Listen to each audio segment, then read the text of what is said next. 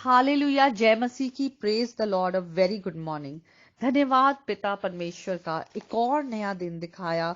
और हम अगर आज जिंदा हैं, जीवित है, तो ये परमेश्वर की महाकरुणा है।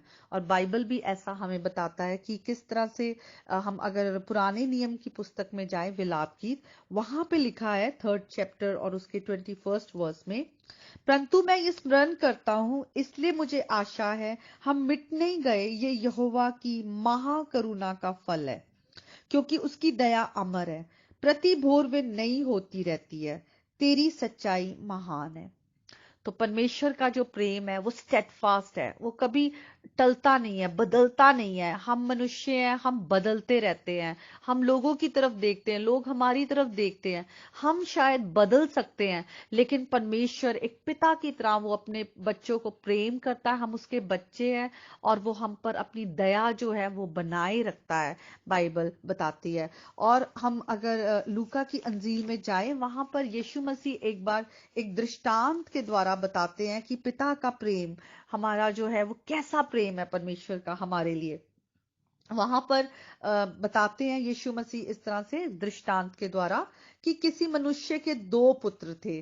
तो जो छोटा वाला था वो थोड़ा बिगड़ा हुआ था, उसने अपनी संपत्ति का भाग मांग लिया।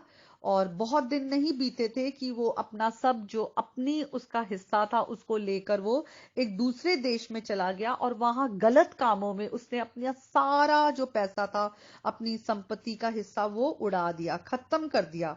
जब वहां पे उसका सब कुछ खत्म हो गया, देखते हैं आगे और उस पर मुसीबत पड़ी कि उस देश में अकाल पड़ गया और उसके पास कुछ भी नहीं था। लेकिन उस देश का एक निवासी था जिसने उसे अपने खेतों में सूअर चराने के लिए रखा, और वो चाहता था कि जो सूअर खाते हैं वो उसी से वो जो लड़का था अपना पेट भरे। जब उसकी इतनी बुरी हालत हो गई, तब उसे अपने पिता के घर की याद आई और उसने कहा कि मेरे पिता के घर तो कितने मजदूर है जो अच्छी रोटी खाते हैं और मैं यहाँ पर भूखा मरा जा रहा हूं।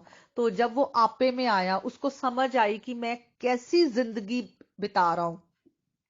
तब वो वापस गया और उसने जब देखते हैं कि जब वो दूर ही था, तो उसके पिता ने उसको देखकर उस पर तरस खाकर वो पिता भागकर वापस जाकर उसको गले लगाकर पिता ने चूमा। तो हम देखते हैं कि किस तरह से पिता का प्रेम है। शायद उसके पिता रोज वहां पर उसका इंतजार करते थे, वो आस लगाए हुए थे कि मेरा बेटा वापस आए। और उसने अपने पिता को कहा, वो अपने पिता के आगे माफी मांग रहा है, ये कहते हुए कि मैंने स्वर्ग के और तेरी दृष्टि में पाप किया है और मैं इस योग्य नहीं कि तेरा पुत्र कहलाऊं। इसका मतलब उसके अंदर प्रायश्चित है, वो मान गया है कि मुझसे बहुत बड़ी गलती हुई है। परंतु पिता को उस सब बातों से कोई मतलब नहीं है, उसको सिर्फ पिता को सबसे ज्यादा खुशी है कि मेरा बेटा मेरे पास वापस आ गया है। लिखा हुआ है कि उसने अपने दासों को बोला, पिता ने, कि जल्दी से अच्छे वस्त्र लेकर आओ, उसे पहनाओ, हाथ में अंगूठी जो पहचान है और पांव में जूतियां पहनाओ, और तैयार किया हुआ बछड़ा लाकर मारो ताकि हम खाएं, आनंद बनाएं। और उसने कहा कि मेरा पुत्र मर गया था, वो जी गया है, खो गया था, अब मिल गया है। तो यहाँ पे ये जो दृष्टांत है, यीशु मसीह बताना चाह रहे थे किस तरह से हम अपने स्वर्गीय पिता से, जो हेवनली फादर है, उनसे भी हम बहुत ही रिबेल किस्म के हैं। हम अपनी मन मर्जी करना चाहते, तो हम भी अपनी अपनी जिद के कारण पिता से दूर है और अपनी चाल चलते हैं। लेकिन परमेश्वर हमारा इंतजार करता है, वो एक पिता के समान आज भी हमारा इंतजार कर रहा है, और वो चाहता है कि हम उसके साथ मेल मिलाप करें। और वो मेल मिलाप करने के लिए आंखें जो है परमेश्वर की हमारी ओर लगी रहती है।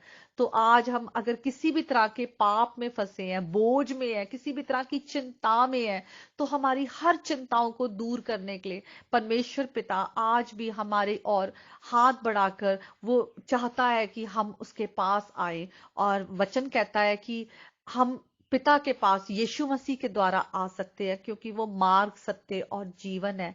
बिना प्रभु यीशु को जाने कोई पिता तक पहुंच नहीं सकता, क्योंकि प्रभु यीशु ही हैं जिन्होंने हमारे पाप को हमसे दूर करने के लिए क्रूस पर अपनी जान दी है। हमारे पापों का सारा जो दोष है उन्होंने क्रूस पर अपने लिए ले लिया है। और जब हम उन पर विश्वास लाते हैं, उसके द्वारा हम माफी पाते हैं और पिता के साथ हमारा मेल मिलाप होता है।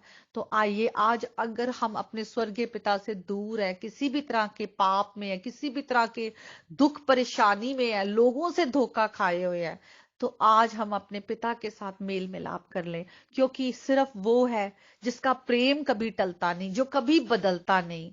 हम अगर अपने पिता से प्रेम करेंगे, उसके प्रेम को चखेंगे, तो बाइबल कहती है चख कर देख कि मैं कितना भला हूं, परमेश्वर भला है। तो आइए इस गीत के द्वारा हम एक अच्छे पिता के प्रेम को जाने। इस गीत को हम मिलकर गाएंगे। जिन्ना प्यार यीशु तू मैनू कीता है। जिन्ना प्यार यीशु तू मैनू कीता है, ऐना प्यार किसे मैनू नहीं करना। जिन्ना प्यार यीशु तू मैनू कीता है, ऐना प्यार किसे मैनू नहीं करना। पावे मां होवे मेरी, पावे बाप होवे मेरा, ऐना प्यार किसे मैनू नहीं करना। पावे मां होवे मेरी, पावे बाप होवे मेरा, ऐना प्यार किसे मैनू नहीं करना। जिन्ना प्यार यीशु तू मैनू कीता है, ऐना प्यार किसे मैनू नहीं करना। तप देनु तू मेरे हथी छावा कीतियां, थक देनु तू मेरे लई बावा कीतियां। तप देनु तू मैनू हथी छावा कीतियां, थक देनु तू मेरे लई बावा कीतियां। थक देनु तू मेरे लई बावा कीतियां, थक देनु तू मेरे लई बावा कीतियां। जिन्ना फिक्र तू मेरा कीता है, ऐना फिक्र किसे ने नहीं करना।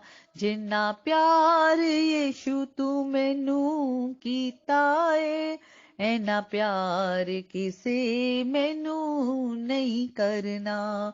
जिन्ना प्यार यीशु तू मैनू कीता है, ऐना प्यार किसे मैनू नहीं करना।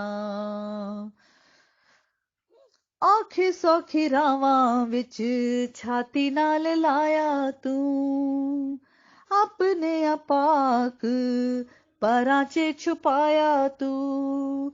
हाँ, औखे सौखे रावां विच छाती नाल लाया तू, अपने अपाक परां च बिठाया तू, अपने अपाक परां च छुपाया तू। जिन्ना दर्द तू मेरा जरिया है, ऐना दर्द किसे ने नहीं जरना। जिन्ना प्यार यीशु तू मैनू कीता है, ऐना प्यार किसे मैनू नहीं करना।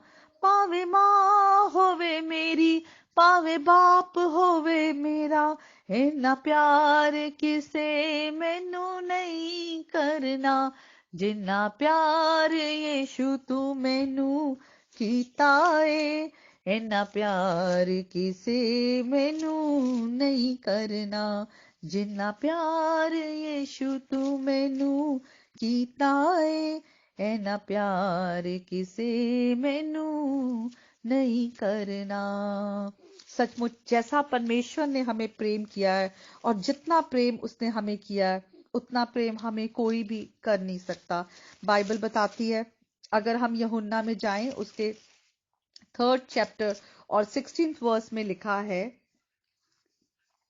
क्योंकि परमेश्वर ने जगत से ऐसा प्रेम रखा कि उसने अपना इकलौता पुत्र दे दिया, ताकि जो कोई उस पर विश्वास करे वो नष्ट ना हो परंतु अनंत जीवन पाए। परमेश्वर ने अपने पुत्र को जगत में इसलिए नहीं भेजा कि जगत पर दंड की आज्ञा दे, परंतु इसलिए कि जगत उसके द्वारा उद्धार पाए।